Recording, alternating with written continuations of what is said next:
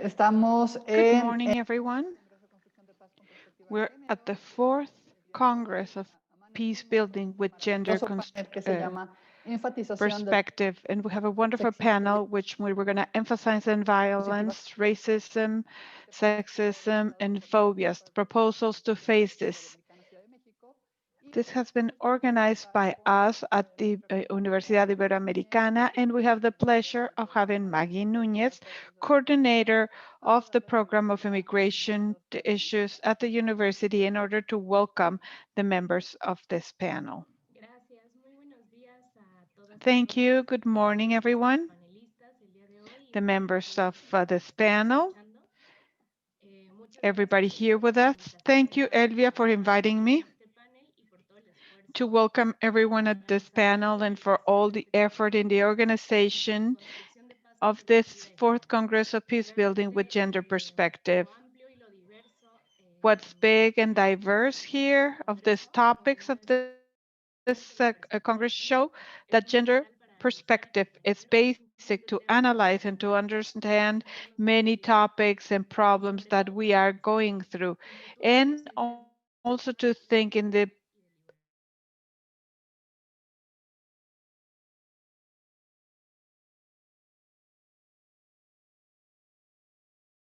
horizon possible to build a world that respects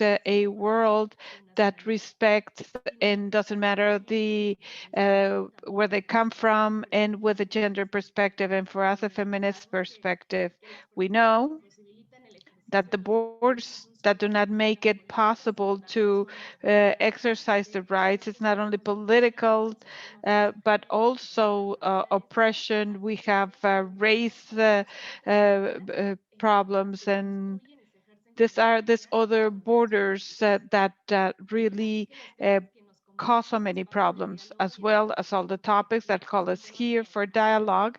These are topics that as a program, that as a university, brings us together.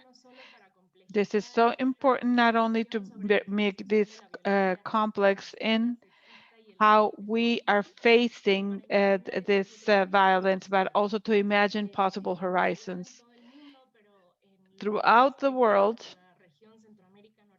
and in Central America, North America in particular, Mexico, we see with great concern the implementation in this hatred speeches in daily violence, systematic towards other people that have been uh, hurt, that have been injured, and we don't see positive transformations. Talking about the pandemic, and we see the context that would help us reflect on the oppression that take us to these forms of violence in immigration topics. The pandemic has served as an excuse to go deeper in the oppression and to transform these manners. For us, this is fundamental. And as I said at another panel at the Congress, Pablo Reina, this dialogue for us means commitments that we take on from the university, from immigration issues. And this dialogue is good for immigration topics from gender perspective and from peace construction that would allow us to see this world of freedom without any problems with the borders. And with this, I leave you the floor.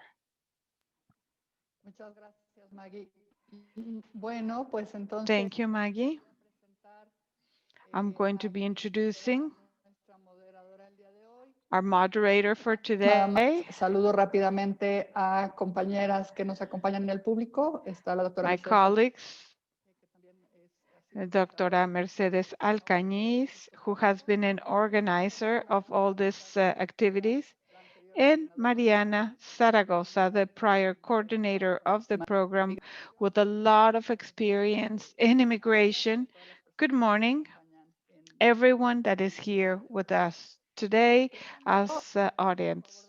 I introduce who's going to be moderating the panel, Dr. Maria de Lourdes Valenzuela Gomez Gallardo. We know her as Malu.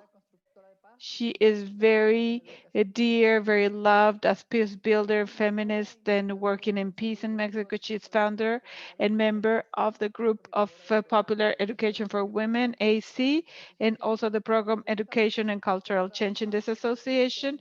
She has worked for 20 years in promoting different projects in peace building in the university. She's professor from the National University of Pedagogy, and she's also a member of the Latin American network of this network for women in Mexico. Welcome, Malu. Welcome to the members of the panel. Thank you, Elvia. Thank you, everyone, particularly my dear friend Elvia, who has dared to hold this Congress, and that is turning to be a wonderful thing. There's a lot of learning opportunities that we must take on from what's going on at this Congress, and particularly in the world right now. I want to say that I'm extremely happy to be here at this panel. You're going to be able to see it from everybody that is here, that is going to be collaborating with us in this Congress. And thanks to the members of the panel that are going to be here. I want to quickly say who's going to be here, and then I'm going to be introducing who's going to be first. We have Dr. Felipe Gonzalez Morales, Francisco Jiménez Bautista, and Mirafachak Ara Figueiredo. And I would like to introduce Dr. Felipe Gonzalez. He is a rapporteur, special rapporteur in the United Nations and the human rights for immigrants, ex-president of the Inter-American Commission of Human Rights. He was also a commissioner, a rapporteur for refugees. He is a professor of public international law at the University Diego Portales, where he's also director of the Masters of International Law and Human Rights, honorable professor at Carlos III University in Madrid, where he teaches in undergraduate courses since 2003. He's a professor at the American University since 2001, PhD in Advanced Studies in Human Rights from Carlos III de Madrid University, and a Master in International Law. It's a pleasure to have you here with us, and we would like to hear from you. Thank you, and good morning, everyone. Good afternoon, depending when you're at. And I really thank you for having me here. I appreciate the initiative of Iberoamerican University in order to move forward with this Congress. It's something that I have worked with Iberoamerican University, and I've worked with them at different areas. I worked in Chile and from the Human Rights Commission, and currently immigrants, and we have worked in different initiatives together.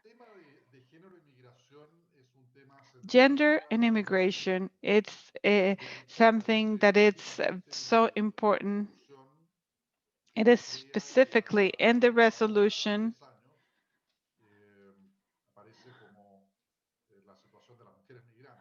that it looks like the situation of immigrating women. What I worked on is making very specific the perspective of gender in immigration.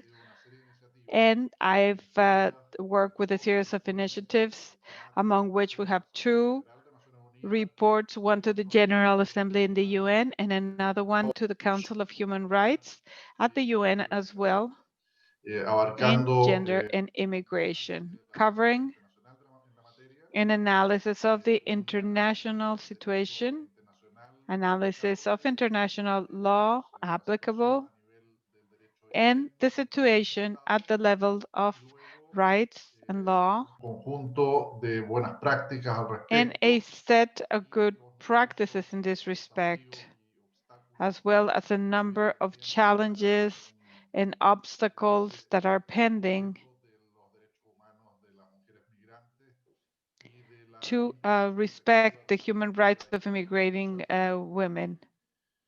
Quisiera partir, sin embargo, de manera más general, conectando I esto want to go more con los general otros de discussing this migración, con los otros gender and aspectos immigration que van a because there's abordar so otras many personas en este aspects panel. that other people that are going Y to be nosotros approaching, desde la relatoría también hacemos. which is Y something está that is reflejado so también important that it en is los informes reflected correspondientes, also in these porque reports. efectivamente hay una conexión muy fuerte, There ¿cierto?, is a strong de connection género con in cuestiones gender, de la orientación sexual, sexual con la orientation, cuestión del racismo y con racism, otros aspectos que and suelen other aspects that producir que las mujeres migrantes usually estén en situaciones de doble o triple make vulnerabilidad. migrating women to be En in ese double or sentido, triple vulnerability. nosotros In a this través de nuestras, sense, there's so many enviado al communications Estado that I've sent to the otros state requerimientos often interrogatorios especiales o procedimientos because other especiales procedures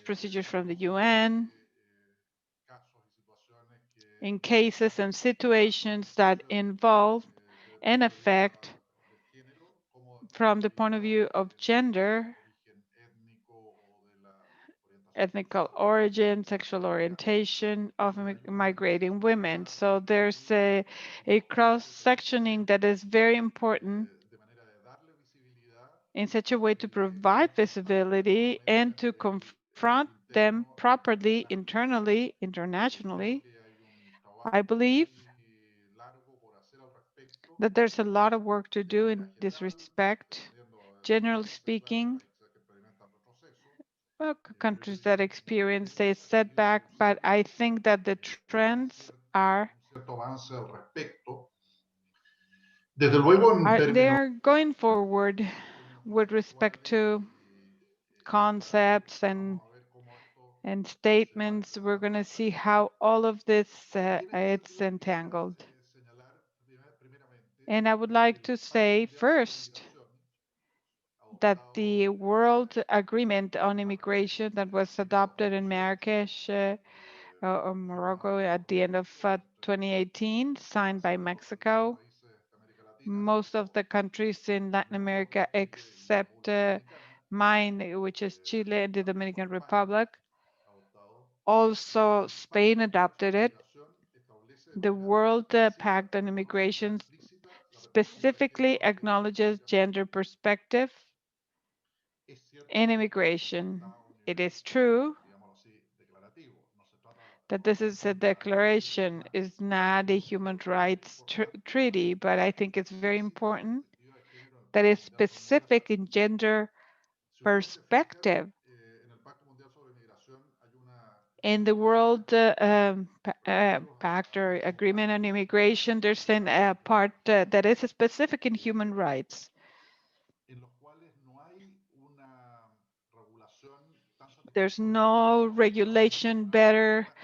than the Por human lo menos rights agreements in el the Pacto Mundial sobre Migración worldwide. está a mitad de camino, porque en el Pacto Mundial sobre Migración, que no es un instrumento de derechos humanos, This básicamente derechos humanos agreement on es immigration, necesidades this world y agreement on sobre immigration, migración maybe is short. se And I would say that the attention in human en el rights. caso de la But perspectiva de in the género, se case of establece gender señalado de perspective, manera this incondicional is en el Pacto mentioned Mundial sobre Migración. without any Esto es conditions muy in the importante World Agreement on porque está Immigration. establecido de manera It perentoria. has been established Y esto in en a una época, way. como sabemos, And this was at a donde time hay bastantes posiciones contestatarias en distintos países del there's so mundo many con respecto different a things around the world with respect to gender están perspective tratando de in desacreditar order to try todos los to modos.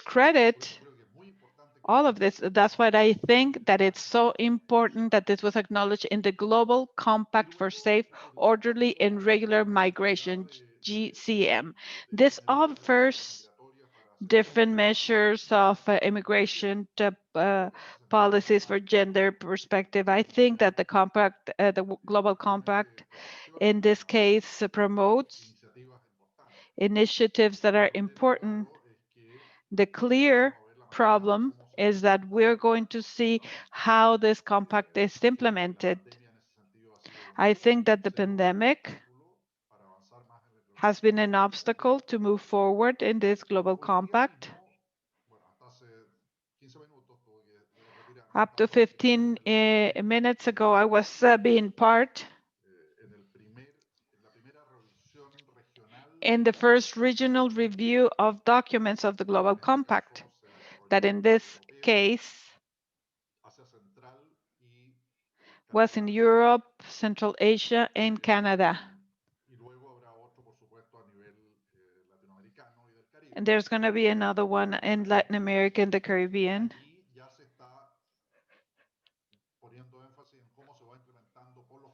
They're emphasizing how the Global Compact in immigration is being set today, tomorrow, with reference of what we want to achieve. With respect to the core of the matter, an important part to take into account is that in the past few years, there has been changes in immigration with respect to, if we take a series of years in the last decade, many of them have more men than women. And what has happened is that altogether, several million of immigrants, almost half are women. This is very important, provides more visibility to the topic, and it's very relevant, and they're saying that this is at the internal level. It's very relevant to say that immigration is not neutral and that the measure of immigration policies is not the same or not the same for men or women, because there are certain aspects that are different. There are different measures that are differentiated in order to guarantee the protection of the human rights. All of this refers to the countries of origin, transit, and destination. What we have in mind when we talk about immigration is the situation of destination countries with respect to that they guarantee the right to asylum, access to public services, access to justice, so on and so forth. But also, this is very important to the countries that are transit in the countries of origin. In the case of Mexico, for example, that I would say origin, transit, and destination as a country that is for transit or traffic, it has a series of obligations that are very relevant. Immigrants that are in transit, and of course, they want to have the specific and special measures. But in the case of the countries of origin, this has to do with pointing and confronting the causes that take to an immigration that it would be called voluntary for women in many cases because of the economic conditions, violence, discrimination, gender prosecution, gender violence, and everything that has to do with the adequate provision of being receiving assistance at the consulates, and also those women that have migrated, whether they're deported or voluntarily they want to go back to their country of origin. In both reports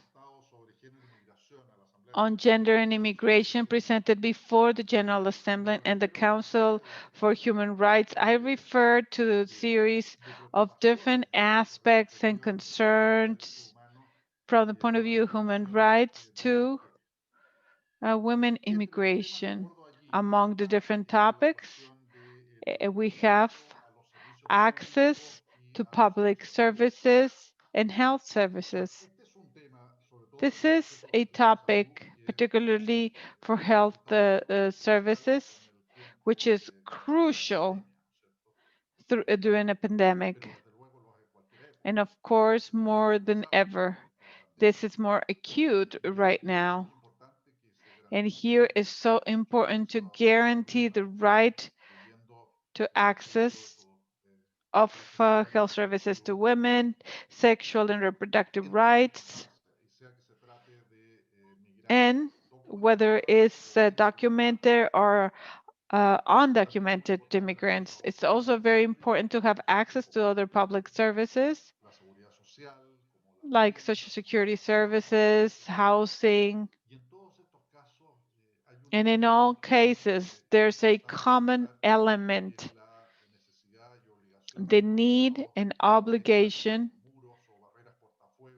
to set, different obstacles between the public services and everything. That means that the state should not, basic services that should not share the immigration information, immigration status of somebody that goes to public services or basic services should not provide this information to the immigration authorities, because this is about any immigrant to be able to go to public services without the fear of being deported.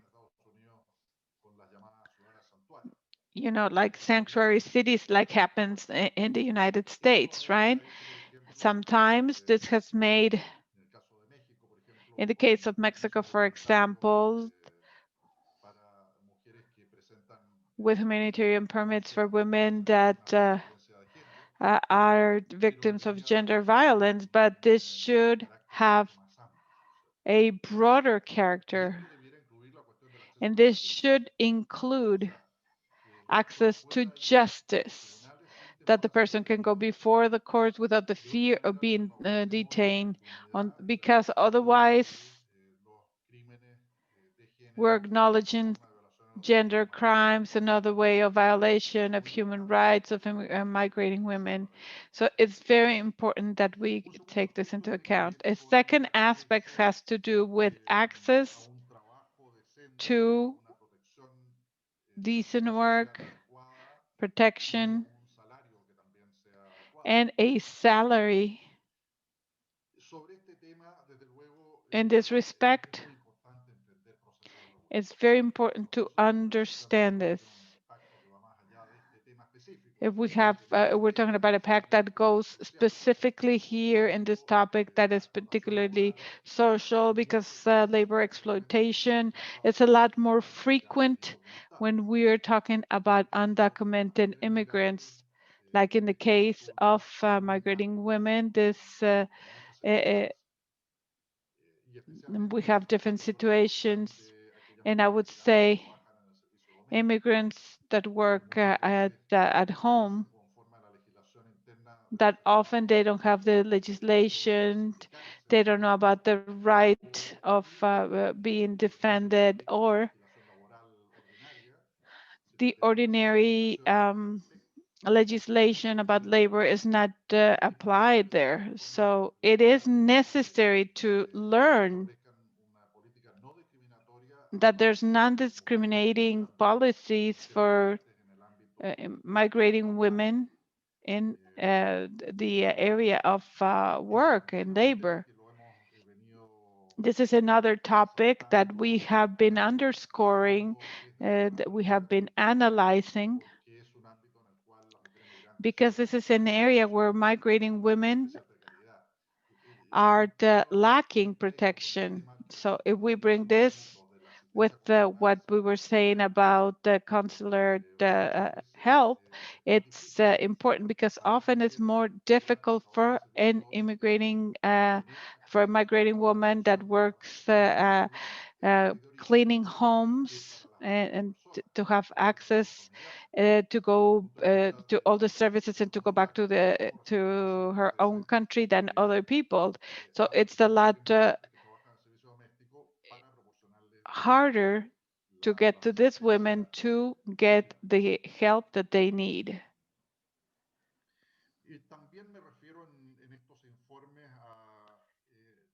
I refer also to the challenge, to the obstacles that are specific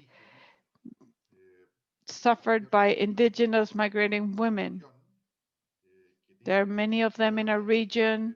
There's so many things that are specific. This has to do with the cultural practices, with the way of being related at the family level. And often, these are people that come from extreme poverty to the situation of gender, social condition that is limiting everything together. On board with these reports, we see the situation of the migrating woman that belongs to the LGBT group, and often there's double vulnerability because of gender and sexual orientation. So this is something that we also need to take into account. Recently, I submitted a report at the General Assembly with respect to the rights to association of migrating people and their advocates. Iberoamericana University talked or had the goodwill to organize a webinar in Spanish in order to move forward in the report. They have done something and then we did something else in Spanish in September.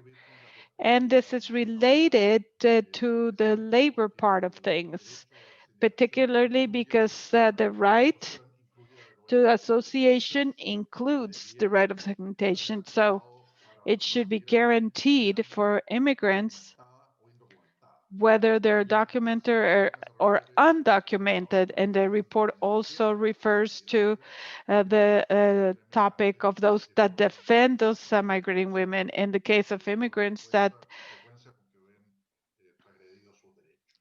often their rights are violated.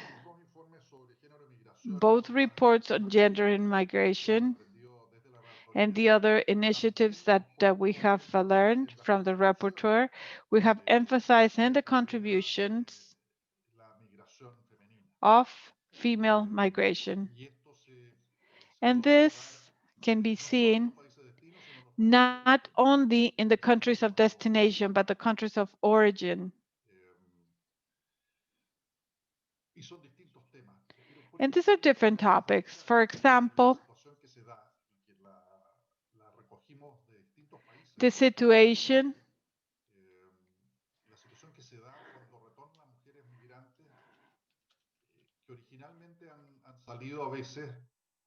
migrating women that have continued, and often they have been part of a family of their other half,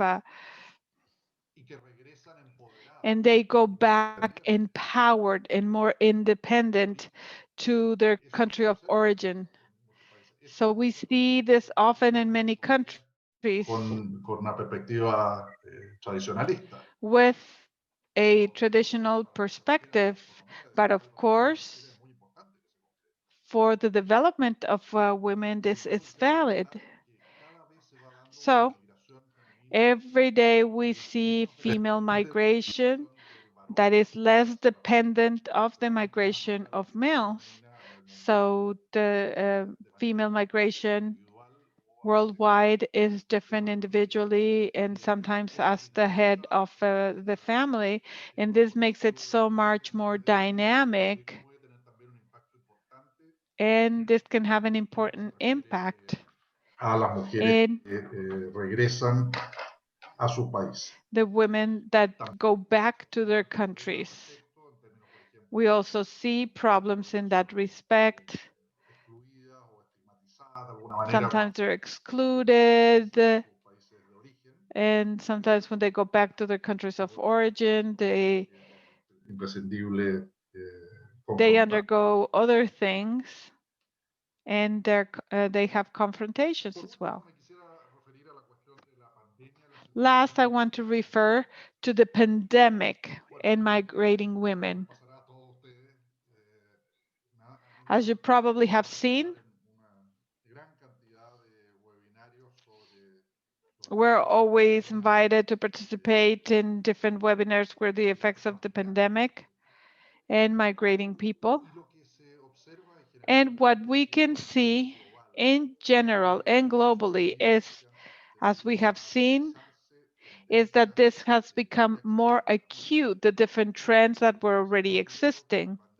I'm not going to say that the pandemic, with respect to human rights of migrating peoples,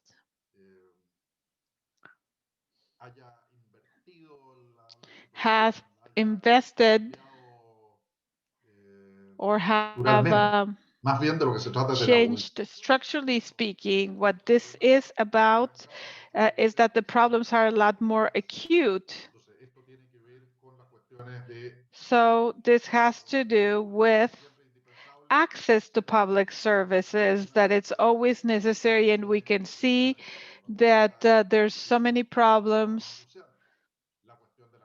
and this is crucial.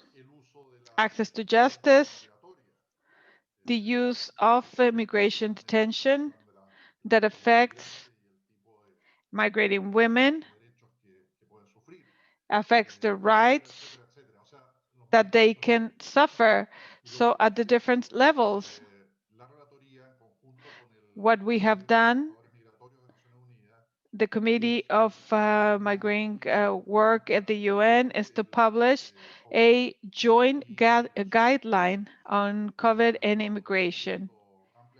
We have been promoting in 8 languages, I think in all the languages in the UN, and we see all different series of information that we have been promoting.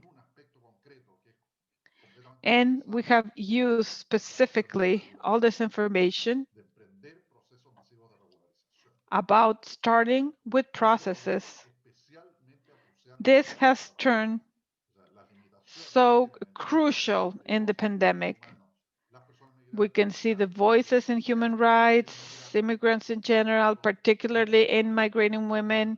This has turned very serious. So it affects very seriously those that are in a situation about being undocumented. So this is core in the current context. This is how far I'm going to get. And we can discuss this later on. Thank you, Doctor. I believe that you open to a series of perspectives that later on we're going to give the floor whoever wants to discuss this, and you, if we have time. Thank you and congratulations for the work that you're doing. Miriam Fraicha Figueiredo. She's a sociologist, that she has a master's in social development, PhD in social sciences. She works with UNAM. She works in functionality of the state, violence, conflicts, and social resistance in Mexico in the project PAPIT 2022, in the project of the Program for Culture, Peace, and Nonviolence in PAPIME 18 and 19, COACM, in the project that she has worked in the productive processes, gender and violence in Latin America. And she has been professor and investigator at the Pedagogic University and PhD in investigation and intervention, as well as, she's had a lot of participation in as a faculty, and she has written different papers, Ontology of the Thought, and the work of Carlos Marin, published by Las Valdez.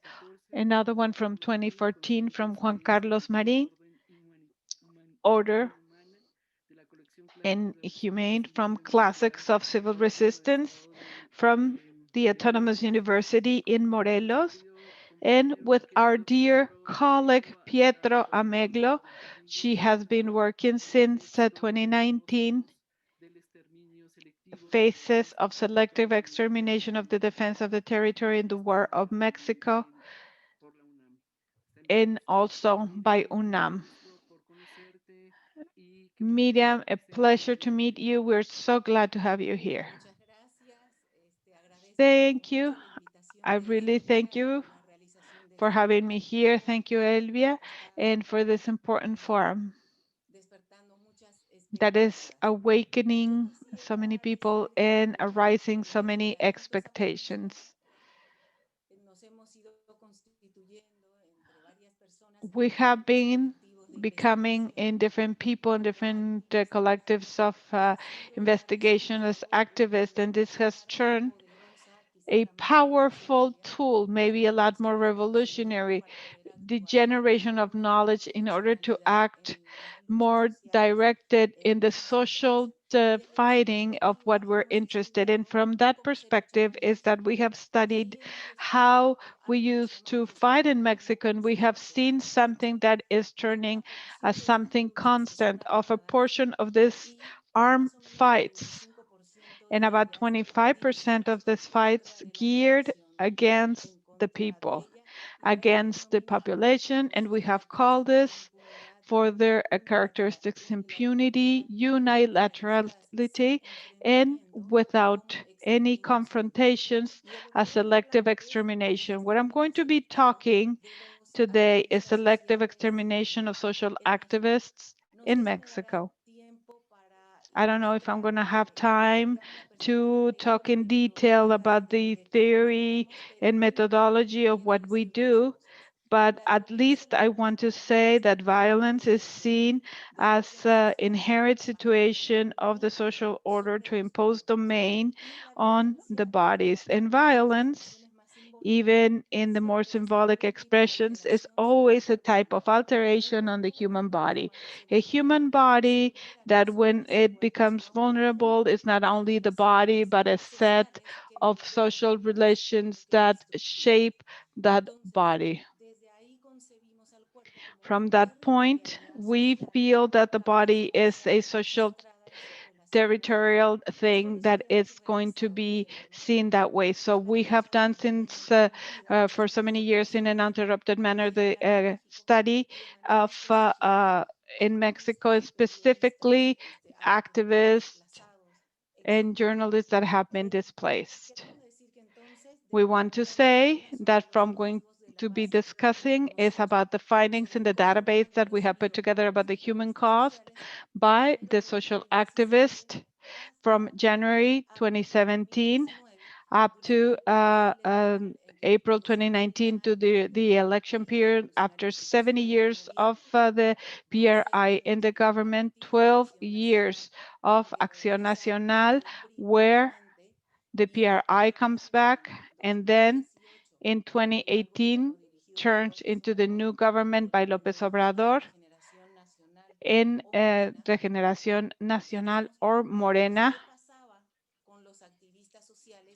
What happened with social activists, is if this had changed or not, this constant rate that we would see and the characteristics that we could see.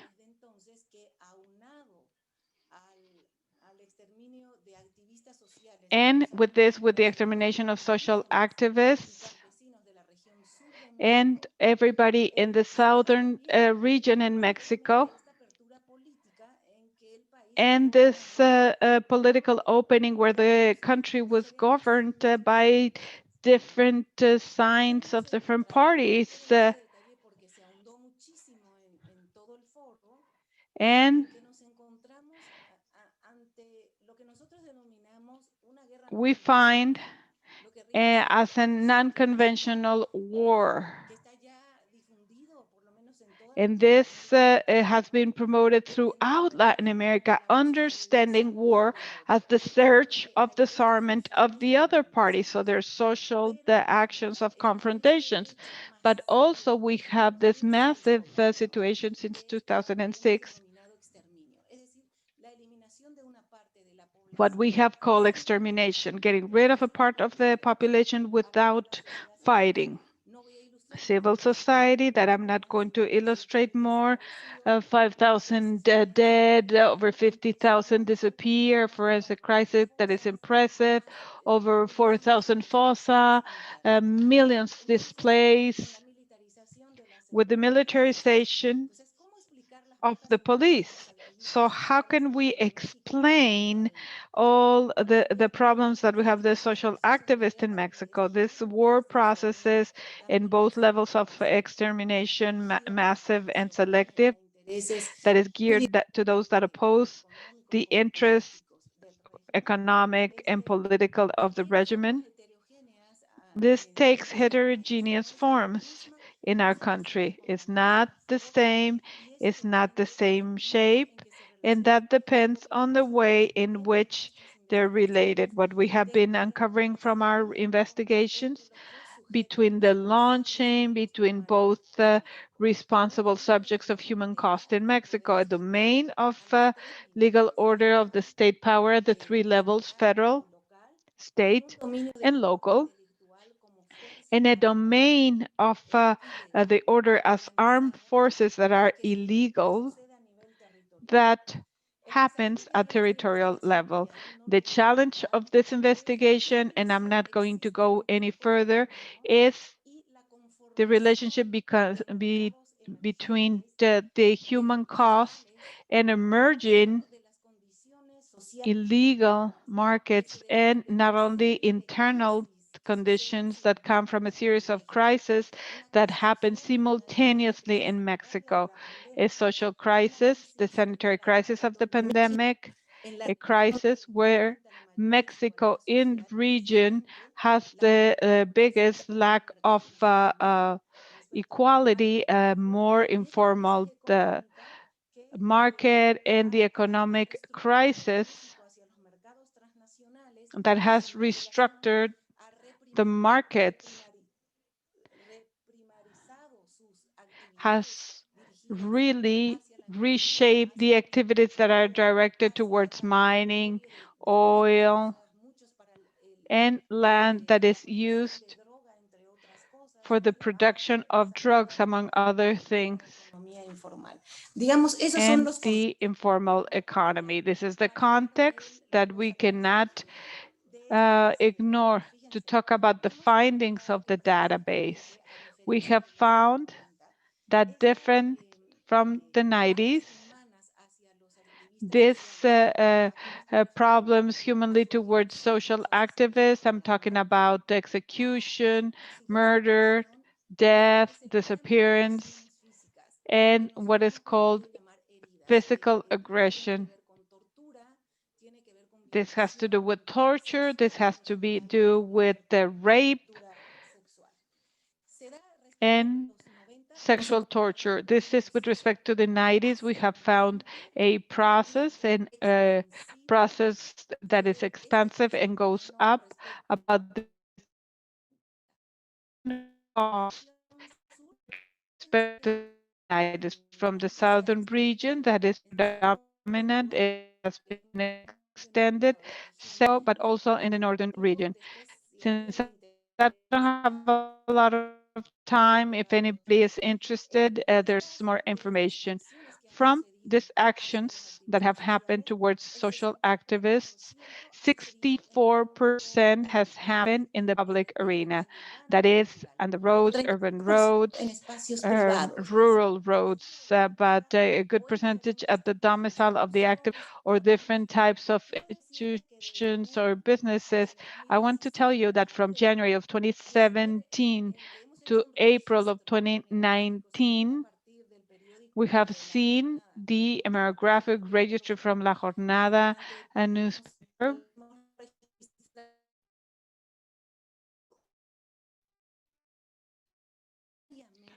We have recorded 99 actions where the result has been important, serious human losses to social activists.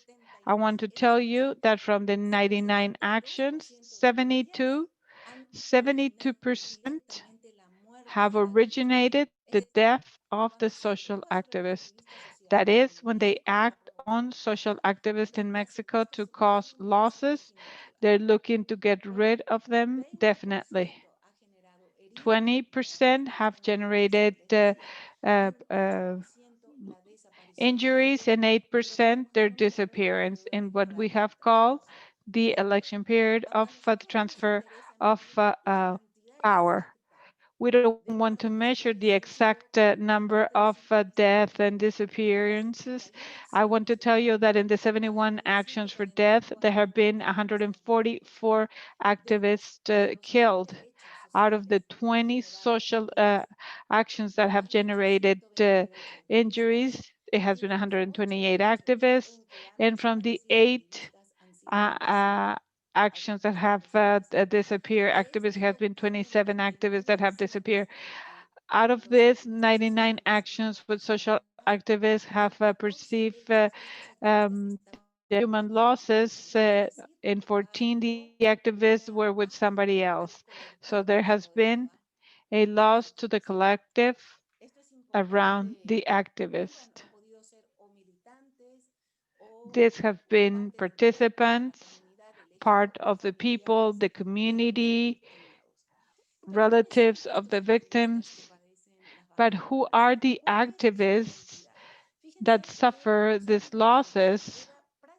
In the 90s, it was the indigenous leaders in at the south of Mexico, and we have found the identity of social activists, and we have seen in two large groups. One, the indigenous woman that is out in the fields. There are 5% of this 99 mentions the other percentage, which is the new field that has broader, we have called civil society. What does it mean? That they're not, farm workers? Yes, but because they have always been the target population of social activists, we have seen that along with them, 45%, we have members of social organizations, organizations of victims, the relatives of missing people and displaced people, and an important point of a good number of workers that are part of the labor unions from teachers' labor unions. That means that there are human losses in 45 actions out of this 99. By gender, how is this? Well, this is interesting. The actions that have abated and the indigenous activists, 66% of men, 56% of the total of actions that have abated men directly have been indigenous farm workers, and 44% the rest of the civil society. That's how they have behaved. But women that represent, out of these 99 actions, about 10 are women, but 21 actions where there are men and women, and we can't see because there have been actions geared to collectives of social activists. We see an important difference. 60% of women that are victims have been from social organizations, victims, and the union workers, and 40% of the indigenous farm workers. The actions where the men and women activists have been injured is very similar to the trend of men more than women. All of this is to continue working in future investigations. The social activists are people who fight, that resist before the adversity and before situations that they want to change while they fight. From this perspective, we have taken into account the identity not only by gender, but social reproduction. That is, what do they do? Like what we have described, this social identity, but what else were they fighting on when they were object of a human loss? And we have identified at least 4 types of fights where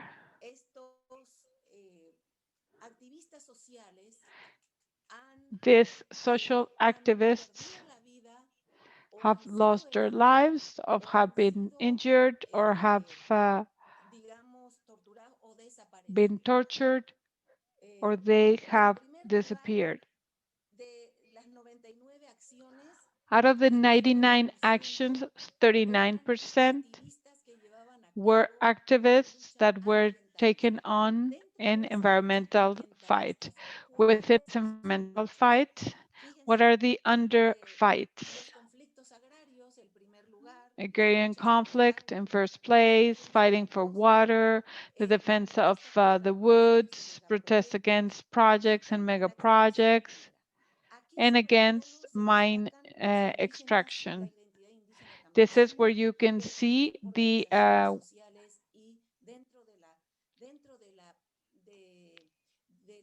social organization and the indigenous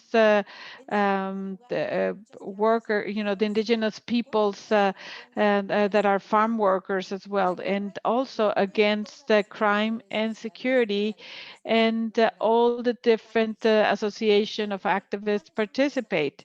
What are these battles that they fight? What have they done that have taken them to lose so much? This report to get involved in organized crime.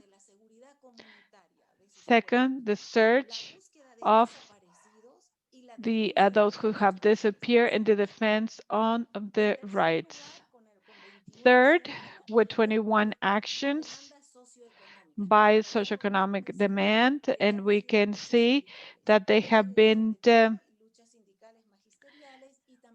fights with the different labor unions and goods and services. Priorizada la identidad sindicalista. The priority of the identity of the unions and the rest of the civil society in third place. Activists that are farm workers, what we have denominated by collective human rights, have been 19 actions, and we can see a good number of identities of civil society, of the indigenous peoples, the different collectives of civil society, feminists, immigrants, and those that were that suffered losses during the earthquakes, the sexual diversity together, social identities of the activists that have been object of all of this from 2017 up to April 2019. At the beginning, we have said that something that has come up throughout our investigation about the cost, we have 2 big domains. And we have different ways in which this type of extermination that it presents in a fragmented manner when there's a political military strategy. With respect to 10 years ago, when we have seen that this legal domain were responsible in an equivalent manner that 50% and 50% of the human cost in Mexico for the period of registration that we're talking about, we found that for social activists in this period of 76% of the actions were performed against 24% of the legal order. What has happened for this extermination that historically was in the hands of the state is now in the hands of the order of the crimes. If we take the order of the crimes, if we take the total of the actions of the losses of social activists, 78% of the actions have generated death. In the case of the legal order, 54% of their actions have generated death. That is, on one side or the other, most of the losses caused, even with the differences of the response of the direct responsibility, it turns to be supposed to be different, is death, as we have said. Only organized crime has really worked on the disappearances, and those that have been injuries, 42% of the legal order and 11% of the legal order itself. If we take the total of actions that have caused the death of social activists,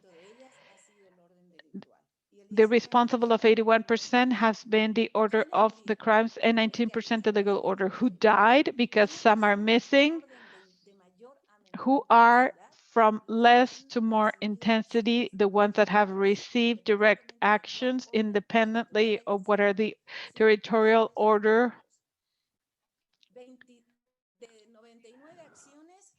Out of 99 actions, 32% have been received by the bodies of indigenous people. And in second place, unionizing with 21%, and then farm workers, and this identity that is indigenous farm worker is a priority, and you can see the fate of union workers as an object. 16% the organizations of civil society, 6% of the organization of victims. I wanted to set this apart, and the community police with 9%. We're going to disaggregate the subjects, and from that point on, we have seen, we have done, and I think that I don't have time really, we have looked into the different subjects of social activists, who are the ones that kill the activists, who kill the farm workers, is differentiated depending the social affinity that we are, the social identity of the activists that we're discussing, but we can see this in the questions. I'm going to the conclusions, and we can see there's a continuity of the process of a historical extermination done by the Mexican state towards the activists, but with respect to the 90s, we can see more territorial extension. The identity that this is going to has also been intensified, as we have discussed broadly, and the fight and collective rights and socioeconomic demands broader against crime and security, and we have that the priority subject directly is the order of the crimes. So a little bit the hypotheses and the political, economic, and social partnerships in the states in order to fight those that oppose them. And I don't want to finish by saying, how can we contribute to abate the extermination, the selection? Is it necessary, the public policies, all of this that are in favor of the visibility, and they obligate to the respect of human rights of all of them? Our experience is that simultaneously we need to generate capacity of collective investigation among the students, activists, whoever it is, in order to increase their social defense. This is one of the most revolutionary tools, and we have seen this. It's not new. It's something that we have learned throughout the historical processes, and we can continue investigating how in Mexico and in the world, and we can see the new markets that are dragging Mexico, and they see the need to destroy a huge set of social relationships through these bodies of social activists, an impressive amount of unknown that die in Mexico or that disappear and that cause a huge pain to everyone. I'm here open to your questions. No, muchísimas gracias. Creo que el panorama que I nos think es, digamos, sabido, pero we muchas know veces the oculto o situation, but desaparecido. often it's invisible because of massive extermination. Ahora al We are doctor going to Francisco Jiménez Bautista give the floor y to espero que Dr. Francisco podamos Jiménez entonces Bautista, intensamente que and puedan I hope los participantes hacer algunas preguntas y that todas estas everybody can preguntas ask some o questions observaciones pues and we can have a podrían continuar debate con esta and look reflexión en este with congreso this tan importante. reflection in this important Al Congress. doctor Francisco Jiménez Bautista, él I es want to introduce Dr. doctor en Francisco humanidades por la Jiménez Universidad de Bautista, Almería, profesor Doctor de of antropología Humanities, y ecología social, Professor of Social investigador del Anthropology, Instituto de Paz y investigator of the Desarrollo Institute for y Peace and secretario del doctorado Conflict, en ciencias sociales de la Secretary Universidad of the Andrés PhD of Bello. Social Sus líneas de Sciences, investigación son teoría e historia the de lines paz of y investigation conflictos, and theory and history of peace, conflicts, geografía y geographic ecología anthropology, social, human migración y racismo. conflict, and Entre sus immigration. publicaciones destacan Juventud y Racismo de Publications, 1997, Youth and Racism in Comunidad 1997, Metropolitana de The Granada, People in the Metropolitan Area in Granada, Relations, Perceptions, and Conflicts in 2004. Let's talk about Peace, 2007, Paz Neutra de 2009, Neutral Peace, Racionalidad, 2009, Racionalidad Pacífica, Pacific Introducción a Estudios de Rationality, la Paz en Introduction to Studies of Filosofía Peace in Antropológica 2011, Ecológica de Anthropology, 2016 Environmental Anthropology in y 2016, al doctor Conflict Francisco, Management 2019. lo he leído, Dr. he compartido con Francisco, usted, I have claro que sí, debated como with you, I siempre, have read you, you don't know me. texto y me da mucho gusto tenerlo en este momento en It's este a panel. pleasure to Muchas have gracias. you here now. Perfecto. Muchas gracias por sus palabras tan atentas. Y vamos a intentar primero agradecer a la Universidad Iberoamericana, su sede de la Ciudad de México. Let's thank the university from Iberoamerica University and the invitation of Elvia Gonzalez. I'm going to try to have a brief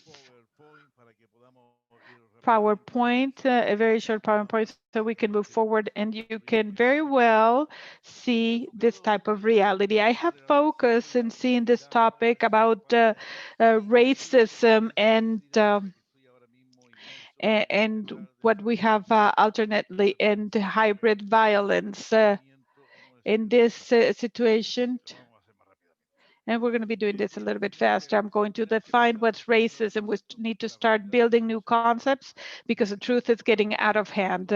So everything that we see in the United States and Europe, all over, and to try to measure this, to try to share ideologies, populism, and all this, the situation.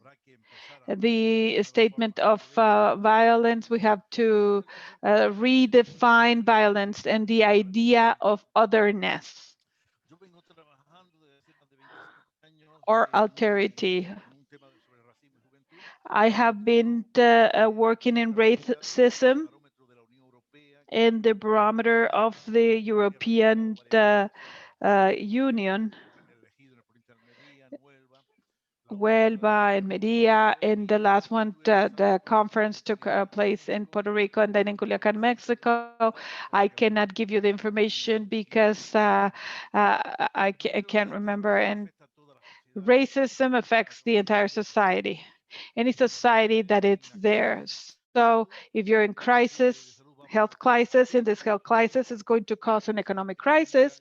In that economic crisis, I call that is going to cause a crisis of vulnerability. Vulnerability is going to be there throughout the society. So it has been defined the concept of racism as an attitude to discriminate. Attitude is a hypothetical construct. Discrimination is part of a human being. Everyone discriminates everyone. Anyone is discriminated whether you like it or not, whether what it is important and is learned from Europe is the idea of the difference at each historical moment, who is different. And that's the key of the concept that I'm trying to build. And it has 5 different categories. Currently, unemployed is an important factor in the age, young and old.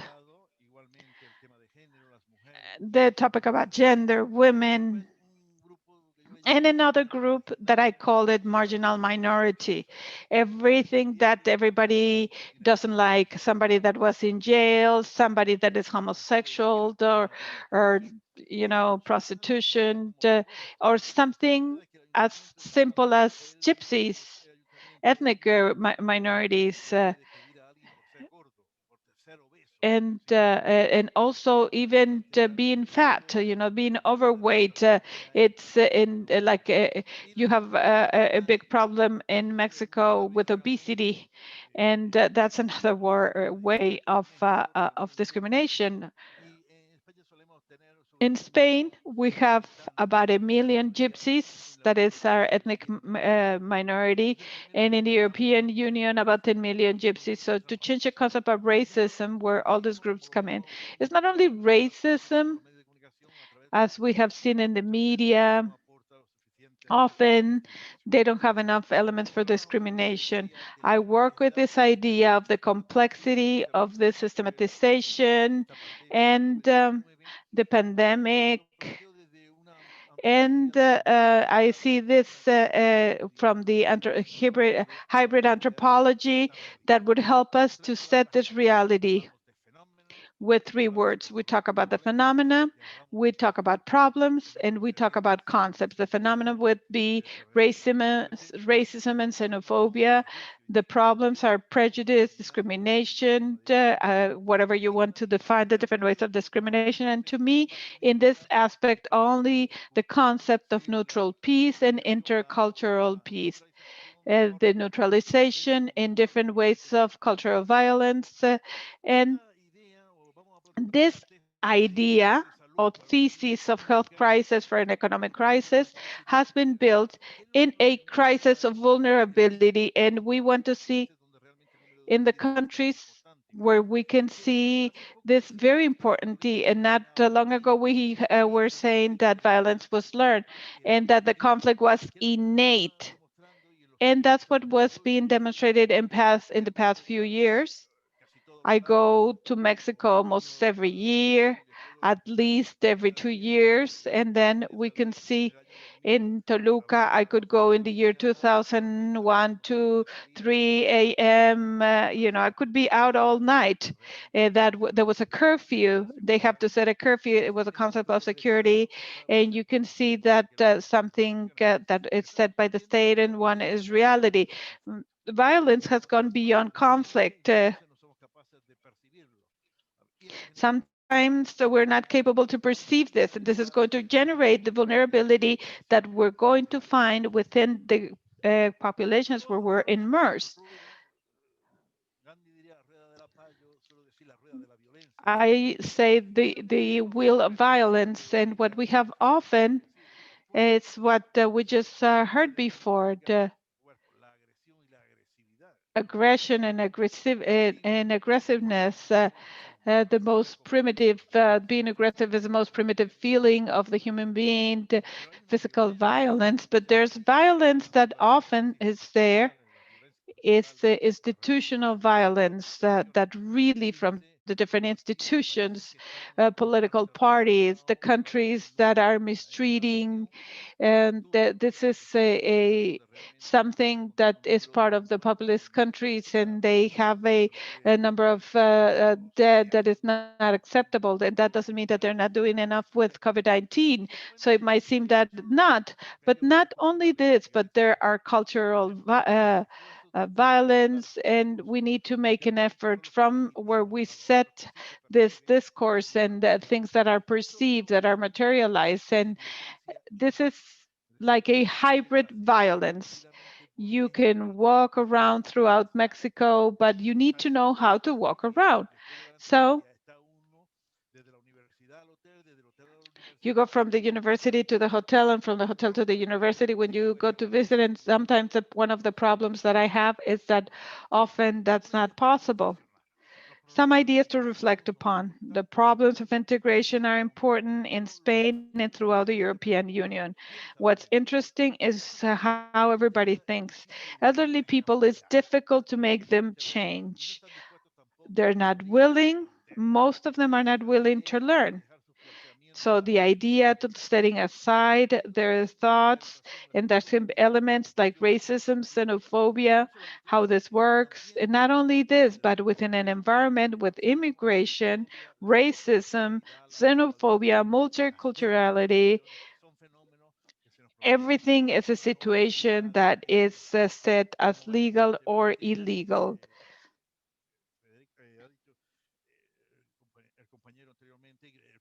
Our colleague before said the problem of the European Union, legality of lack of legality, and everything is there in all the different parliaments of the European Union.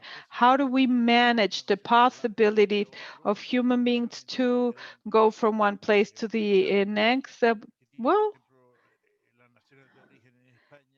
the countries of origin in Spain, there are 1 million Romanians, Moroccan, China, Hungary, Bolivia, Portugal. There's a group of people that are 5.5 million people in this groups. Third, I'm interested in knowing who's going to be the enemy and how does the otherness works. The otherness, there are two words in Spanish. In English, we use otherness or alterity from different components. There's about nationality, race, religion, culture, social class. Look at the importance of all of this. Instruments that I use myself. The first book that is Youth and Racism. And after 25 years, the sense of racism, we need to know what the youth thinks to see if we are capable. And this is based under the eye of this pentagram of racism. What are the variables that we are uncomfortable with?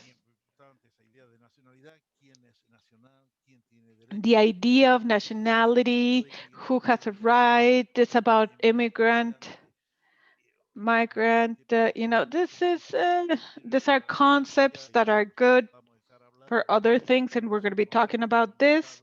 These are concepts of one state where you don't know who is a national, who is a foreigner, who is updated, who works from that optic. What I do is I try to build a huge catalog that gives me the possibility. The same survey in 2003 in Toluca, and it was very important because maybe we were waiting for results of who was in Mexico, but do you know that the Argentinian are in Mexico, the non-Catholic, and maybe you can start suspecting that something is happening. I was hoping to find, other type of collective. The numbers that I have from Puerto Rico. In Puerto Rico, what bothers us the most are Aztecs. I don't know what an Aztec is in Puerto Rico, but I'm going to have to see how I learned to think this way. I haven't had the time because there are so many things, but it would be interesting, the survey that I just saw in March in Culiacan, to see in Sinaloa you know, what they perceive.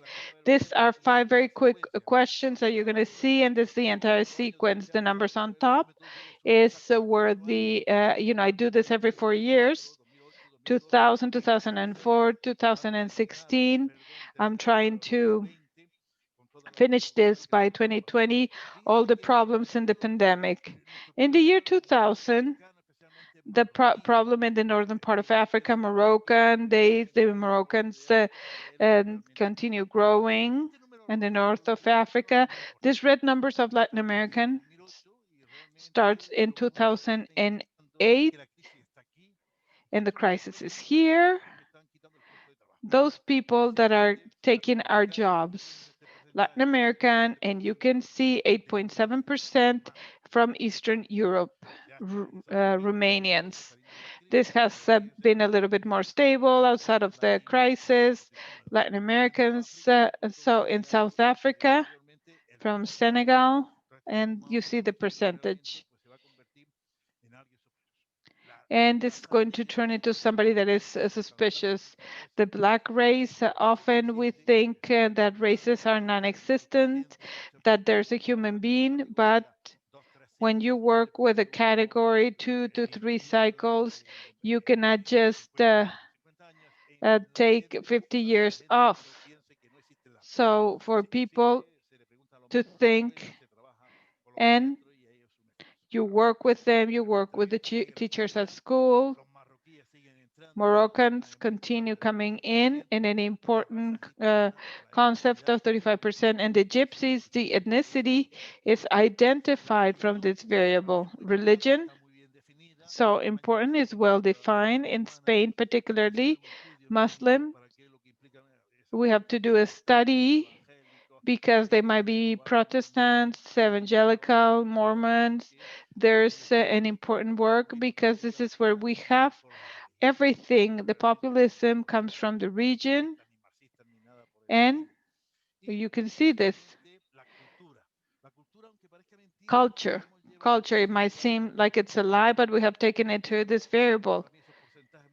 We have very high percentages on 60%. Oriental culture, that has to do with the Chinese component.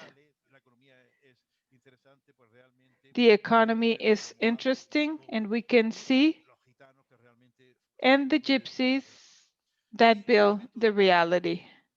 The element of social class. Well, you can see the percentages of 25 and 50%.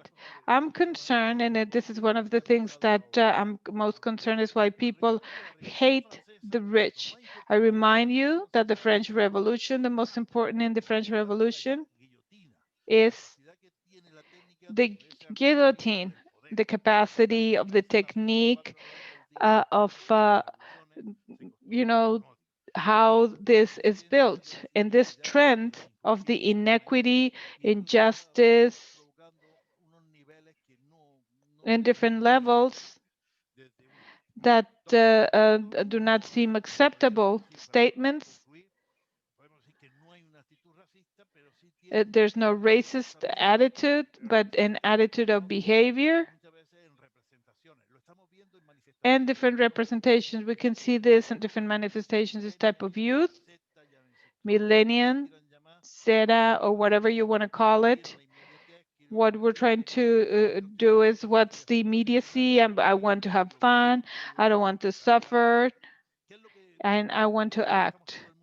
What is that everybody is in agreement? Human rights. This idea. Who's in favor of human rights?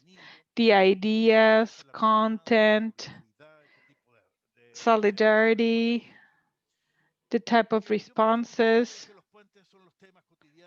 The bridges are the daily topics and the conversations to be in the bordered towns. We want to build spaces of peace, limits, differences, and at the same time, union and peaceful lives where they can recreate values attitudes, more dialogue, and to close, since we are in gender perspective, this is a debate from what I have been doing for the past 25 years. There's no gender difference between men and women with respect to racism, and often I have to explain this. From the deep stereotypes, there's no difference. And they say men are more racist, and then this is used to all types of statistics, and there are no percentages to say age also. I have, well, you know, I can, maybe I work for a company for 14 to 25 years old, and then maybe they are less racist because you have been there less time. No, there's no data to say that. We can open to debate in my space of debate. Thank you, Dr. Francisco. In the chat, they're asking some questions directly. I'm going to the questions, and maybe with some other participations that you want to have, we could have the reaction of our important colleagues in the panel. The question for Medium is, what is the impact of immigration and displacement of the population due to the extermination and the state of war in Mexico? And this is being asked by Angeles Sanchez from Socio Yoga.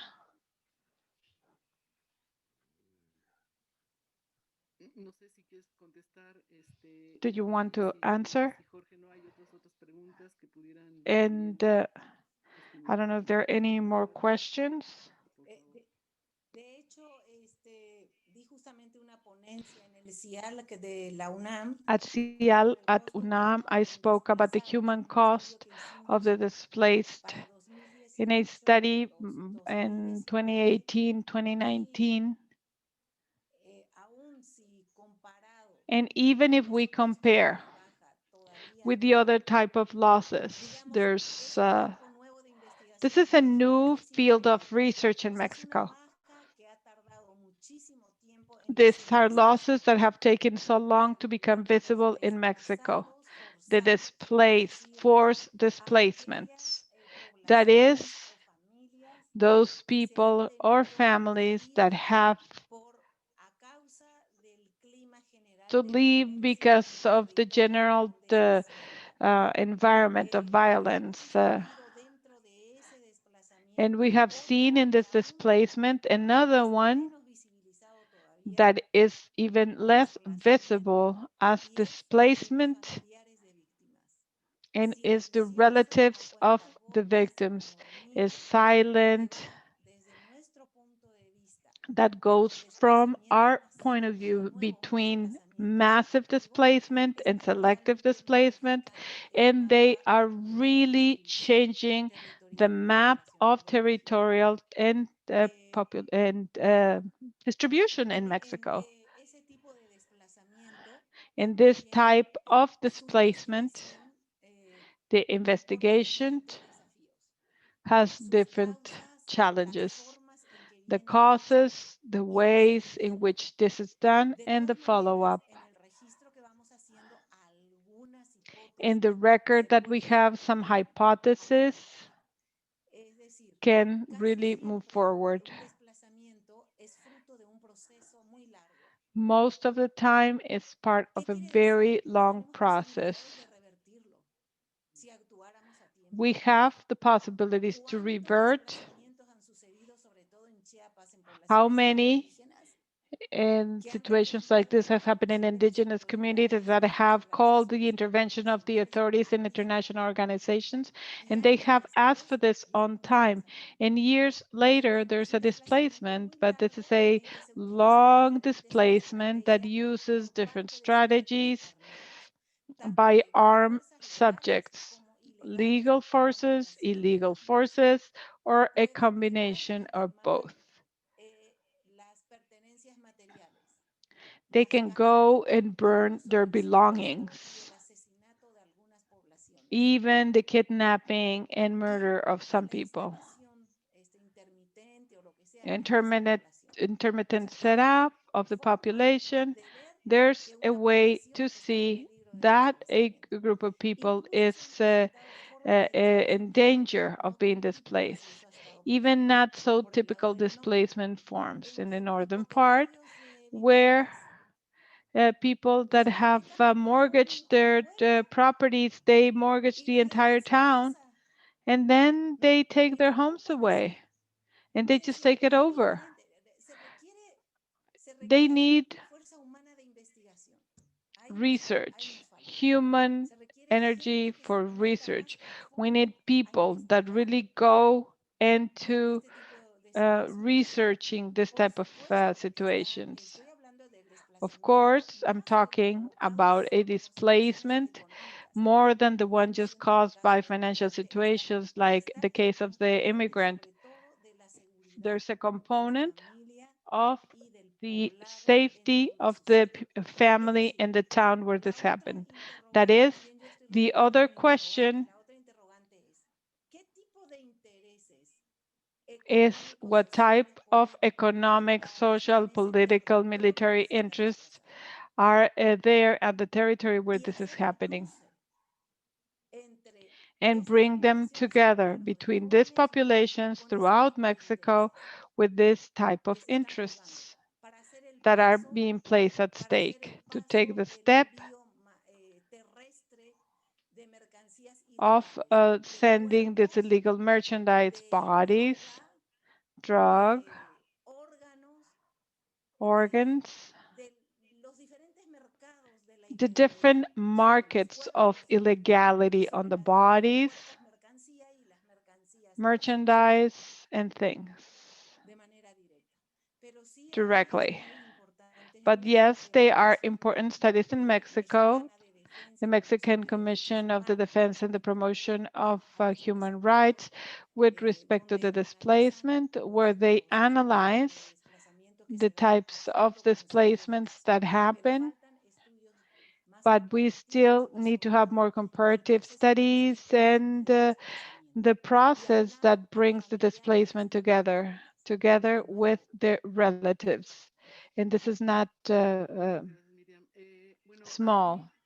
yo quería preguntarle al doctor, I wanted to ask Dr. a ver, déjeme ver mis notas, al doctor González.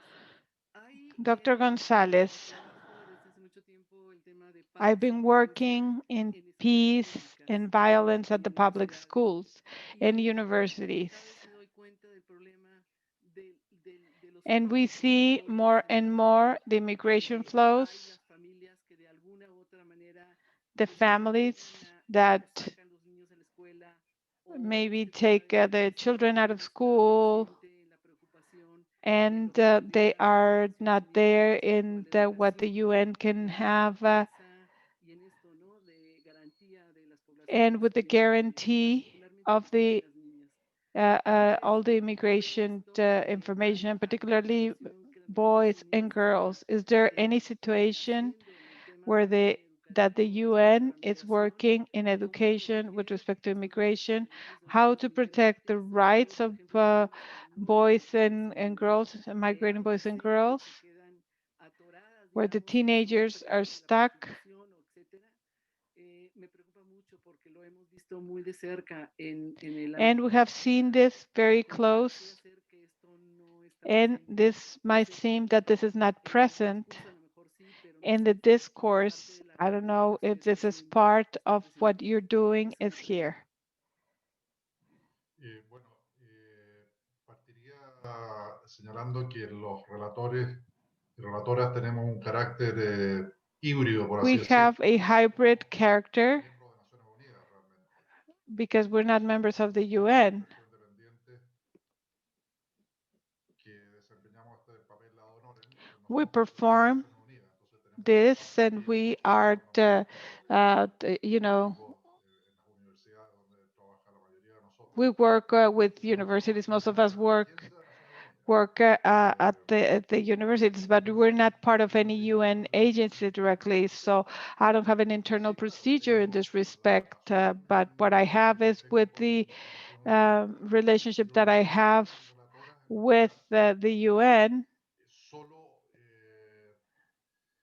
básicamente evaluamos la situación de derechos humanos y The emprendemos situation in human rights and initiative for the production acciones específicas, with specific current activities that need legal reforms, pero no tenemos la capacidad operativa but we do not have the operational capacity to understand the program ourselves. ningún punto de comparación los relatores especiales con And the special rapporteurs with the different groups. especiales somos The special rapporteurs, we have 50 something, work groups is 50 something. We have 100 people in the staff entonces no for se all puede of comparar us. con las otras instituciones. Lo digo And this can be compared in the other institutions. And how are we going to be working in this type of tasks? ni en el orden operativo, ni And in the different orders and with indigenous people, con comunidades de mujeres, etcétera. with the women communities. Por supuesto que podemos involucrarnos, apoyar, defender las iniciativas que llevan a nivel interno And we can see the initiatives at internal levels con las agencias de Naciones Unidas. with the UN agency. En el caso de México, cómo están operando las agencias de Naciones Unidas respecto al tema de educación. And with respect to education, what we're doing at the UN level, basically what I've had in contact is Y everything, con la OIM, pero no con UNESCO, por ejemplo. Entonces no sé realmente and not with UNESCO. haciendo al respecto. Ahora, creo que lo que señala Magu es What they say en términos de cómo se afecta la educación. in how this is affected, Puede ser un factor central. how the education could be a central factor. Ya no me refiero a México, sino más generalmente o en América Latina. And in Latin America, what is going on? Está la magnitud de las This is a huge magnitude que afectan a las personas migrantes, que la migración se vuelve un immigration turns into lógica, más something that is logical. que los padres hagan respecto a la educación de sus hijos. The parents with respect to the education of their children. Entiendo el sentido de la I pregunta, understand the sense circunstancias que se dan of what's going on. There's a number of circumstances that happen in Latin America frequently because, you can't escape this. que irse del país, independientemente del There's no other way but just to leave the country. Yes. Muchas gracias, doctor. Hay otra pregunta que yo creo que es para There's todos, other question that I believe that is for everybody. ¿Cuáles It's serían las estrategias integrales what are para the prevenir strategies that are coordinated to stop the violence of immigrants, LGTB and more, and original people? If somebody wants to answer, what are the coordinated strategies to stop the violence of this immigration populations, sexual diversity, and the original people? ¿Alguien desea responderla? Somebody wants to answer?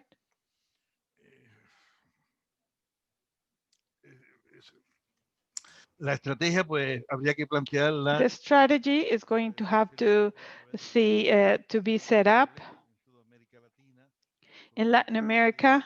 cómo somos capaces de aprender otras formas de entender How are we able to understand los and diferentes to start understanding the different results?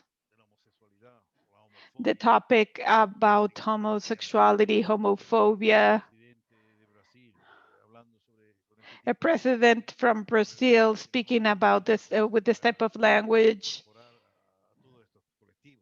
and in order to bring together all this collective Con el tema de la sexualidad, with a good number of the population. In Mexico, we can talk about 10% within the original people, and really is interesting. What I'm concerned about is all of this discourse that we are trying to recover often the community of indigenous people, of the original people, the type of people that define this type of things, and that I don't see capable of going to a small town, but this has turned into a discourse.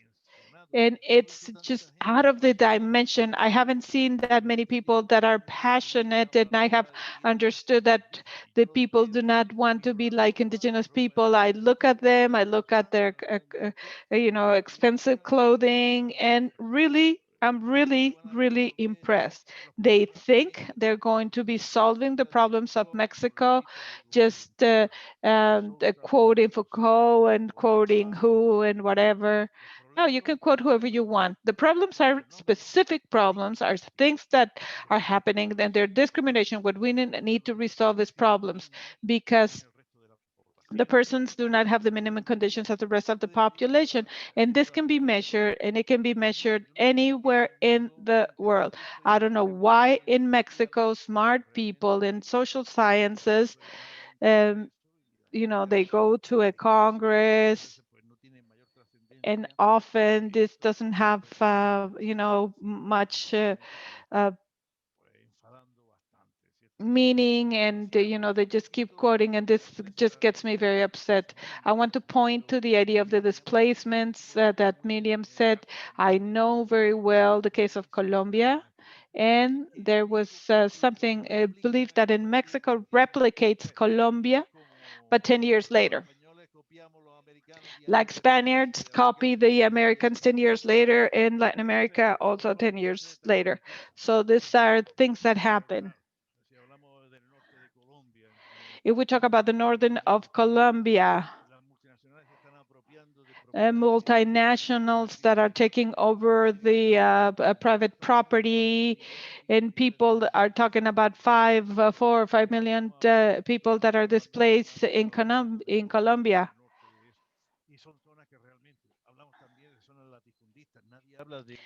There's some areas, they don't talk about the Criollo population. I'm more concerned. Oh, the Spaniards went in 1810, but Criollos, the mixed race is there, but nobody's talking about that, and they continue taking over a wealth that needs to be shared. The studies that I have with information from ECLAC says that 10% of the population in many countries in Latin America take 1.0, 1 or 2% of the wealth, and 10% of the richer are taking 25 and 50% of the wealth. And there's not so much difference between the right and left. Yes, it doesn't matter. It doesn't matter who it is. And then we can talk, there's no a fair distribution, there's inequality, so people are going to have to go, and that's something that is going to be clear. We're going to see cities that have more and more populated, and we're going to have this become more and more serious. I want to add to all of this that we do have a serious problem in the perception of this otherness. We have internalized, and we have made natural the huge volumes of violence as our own. And as long as it doesn't hit us directly, it's not our problem. This has been one of the biggest problems of the situation. If it doesn't hit me, oh, there's no commitment.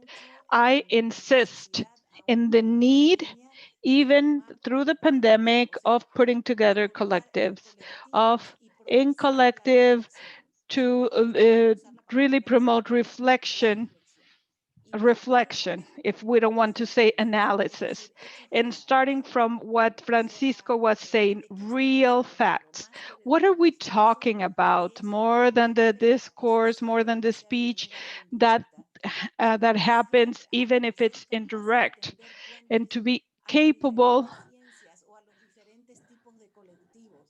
to really set the bridges to the different collectives, to the different groups. This forum is extremely important, this forum at that level, but the awareness of the other party to assume the commitment, the effects that this has, besides promoting all the public policies at national and international level that may be necessary among or between the victims and the rest of the population that say that they're not victims, we need to do a work that never stops. So the society of the victims, we don't have it in the society of non-victims, but we have both things together. It's urgent. It's urgent to realize what's going on because we have a small nuclei interested because they have been involved or because they have old stories of social commitment or because they have direct stories where they have been subjects of violence. How do we achieve participation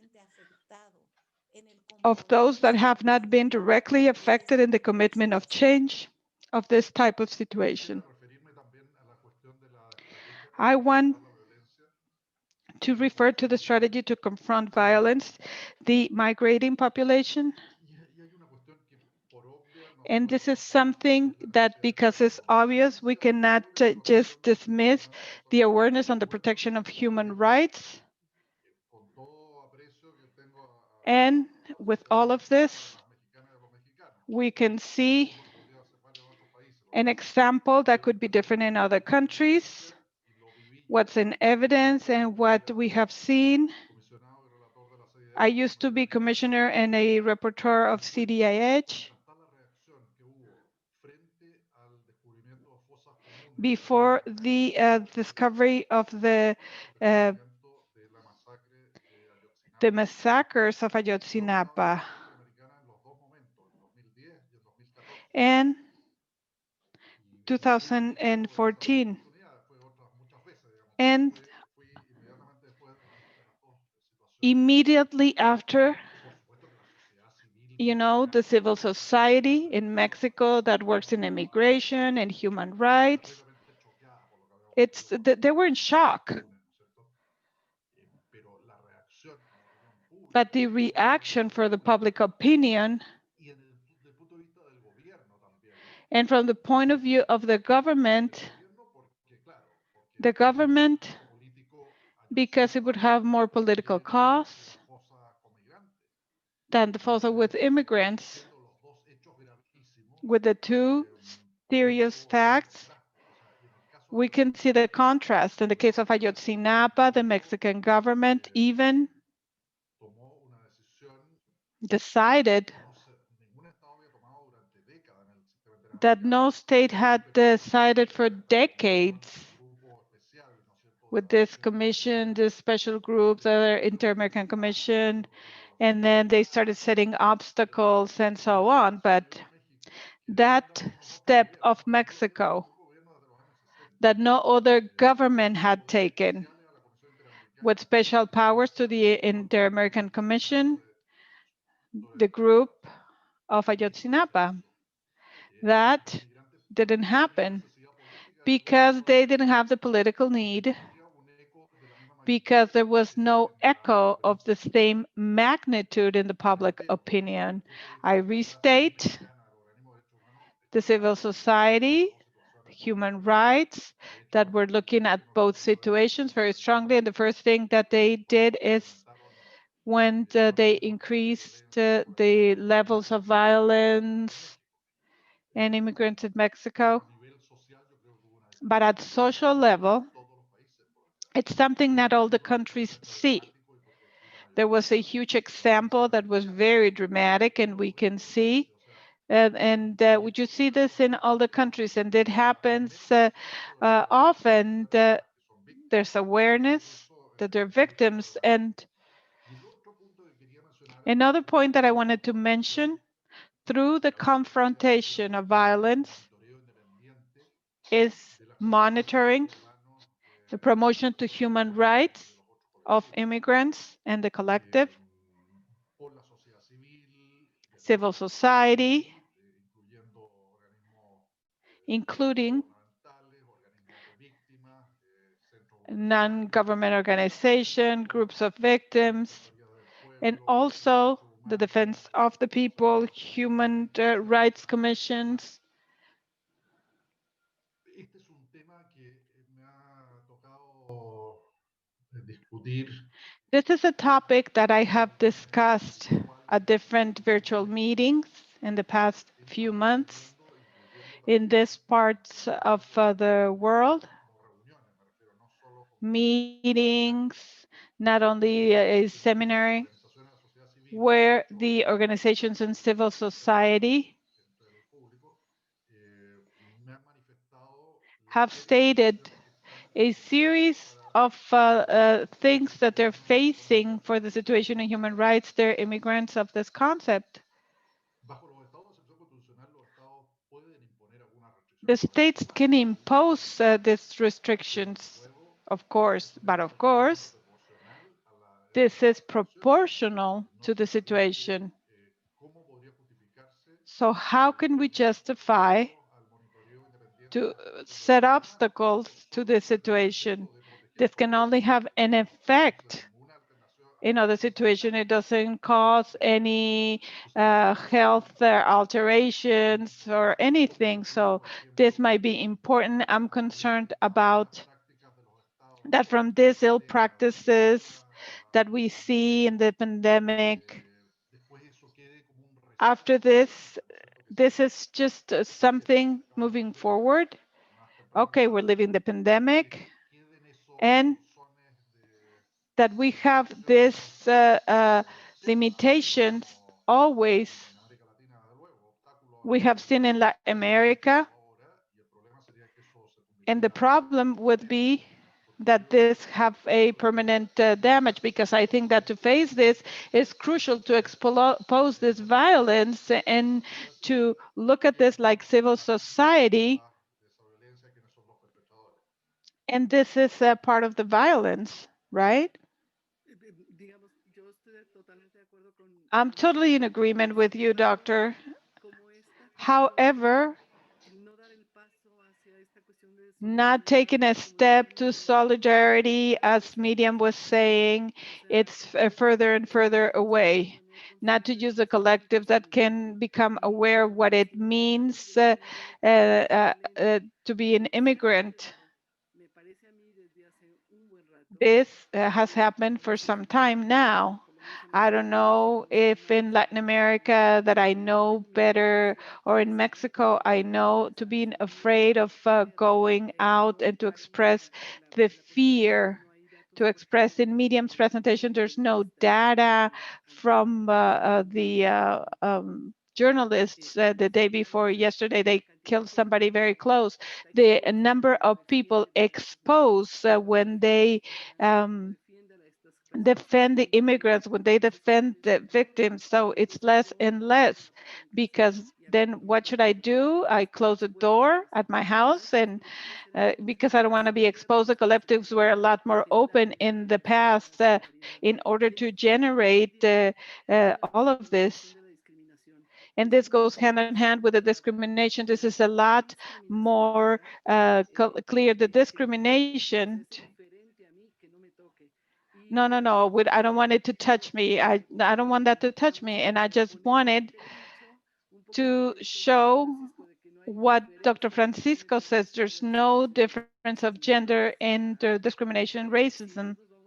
If we, as anthropologists, are going to be there, well, to be a woman at home, to be an indigenous woman in or to be a Black woman, because of everything that it means and the gender inequality, the huge inequalities that we have, particularly in the poor indigenous sectors, is a lot more severe. This thing about discrimination and racism, that's my perception. I have worked with the indigenous women a lot. And these alternatives that we have for violence, how to revert this situation that Dr. Gonzalez mentioned, how to generate awareness, because this has really work in the more empower sectors to generate alternatives that may think that the only possibility right now is the road to capitalism, and that I'm not going to be concerned about anything else. Any reaction of from you can we have to close on this? I'll try. I'll try to give that idea, because really the essence of really moving everyone. Yes, but it's true. The numbers can take us here or there. Yes. Maybe that would cross on us analysis. Let's take us in the database. You start mixing man and woman, age, and work with the statistics. I don't even work on the numbers, and I can tell you that that's the conclusion. Maybe we're going to have to look at other explanations. You work in the indigenous community, and I work in different projects, gypsies, Roman gypsies, and even if the women are walking the streets saying nada, maybe they don't show that they're going through the violence like men are. But well, what I can see as a second element of violence is violence has become so hybrid that people do not see it. This happens in Colombia. Drug trafficking, the money, something that people do not dare to say. There's a problem about money, and that money is that you can see it throughout society. You can see it, and can go to the home of anyone. You can see the difference, the wealth that I see in Colombia and Mexico. I don't see that in Spain. We have really people have it has gone deeper, and people do not want the problem. This is the variable of individualism. They don't understand that when we increase the level of violence, it affects everyone. So people sleep on the floor. Often it's not normal that I was at a restaurant and they have so many holes in the glass because they have received bullets. Well, that's violence that you don't see, right? Well, they hear and they just make believe that nothing is happening. That's a huge problem.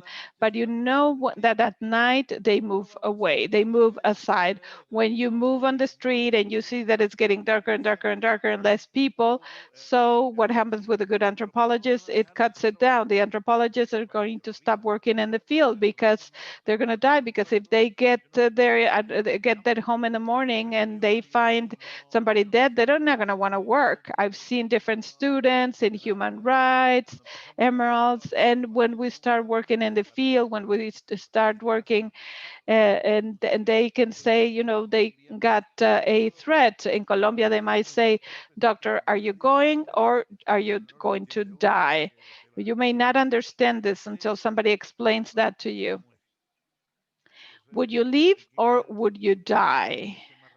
They need to move out. They need to learn how to work. And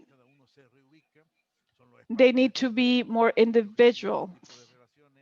And this type of relationship, violence, institutions, the places of work, the family, the situation where you might live. And something that is missing and the pandemic is really setting on is the lack of capacity to have empathy. And we can see different forms of violence. You can see that many surveys, like in Colombia, they say that Colombia is the second happiest country. So you start being concerned about who measures the data and how they measure it, the happiness of the data from 2019, it was on 35,000 murders. No, these are not numbers that are so easy. We need to speak about these things. We need to talk about violence. I work in topics about peace, and we can see alternatives about what type of peace we can work on from school, from the university, from the different institutions, from the different centers, from the different places of work. There's so many things that can be done, but it seems like nobody is concerned about these things. It's just like, just run for your life. I would like to say that we need to use the spaces, the social spaces that are collective, like universities and so on, and to promote from that place, this type of discussion, this type of studies. It is necessary to transform the curricula of the societies, of the universities, of the centers for research. Do not stay tied down just because they are going to perform certain types of investigation, but to dare to do it. If we have permanent contact with the youth, we know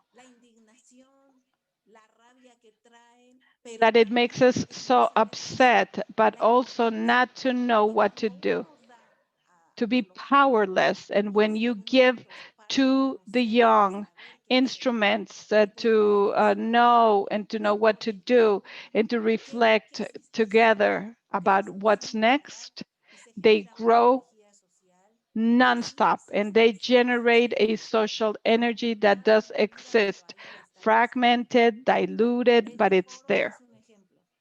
This forum is an example. I would like to make a difference between the situation in Mexico and the countries in Latin America with respect to all of this and the topic about immigration. I think Mexico is very representative in this respect because Mexico and Argentina together, the only thing is that these countries have a lot of work in immigration and civil society, like in the case of Mexico. In Mexico, a country with immigrants, this has changed. I'm not talking about very old times, but in 2008, this civil society that was working in immigration, Latin America, that was Mexico and Argentina. And they're still strong. Both countries are strong. And I put this on the table because I believe that this is to strengthen the civil society. We work in many more organizations of immigrants, organizations that are working in defending the rights of immigrants, human rights organizations that include the topic of the immigrants, other countries in Latin America, when this didn't happen often. In Argentina, we had a clear example of this. This was a country of immigrants, and it still is. This does not mean, and I'm not setting a difference between the Mexican society and the civil society in other countries, right? Because if other countries are becoming stronger, well, we can see, okay, maybe we're going to here and we're going there. But if you compare today with 15 years ago, in most of the countries in Latin America, there's a lot more work in civil society for the defense of human rights. Very nice. Thank you. We're out of time. We're at the end. Felipe, Francisco, and Medium, a big hug to all of you. Thank you so much. And we're about to close. And is somebody going to be closing? Thank you. A lot of learning, everything that you have shared with us at all these panels. We always want more to continue to bring coffee and maybe some tequila to hear everything that you're discussing here. Thank you so much. We thank you for your time to have shared with us your experience. And we are here at 1 p.m. We have another panel, a panel from Iberoamericana University that would allow us to express everything that we have been doing with respect to actions and incidents for peace building. And at 1 p.m., I'll see you there. And thank you. We'll see you later.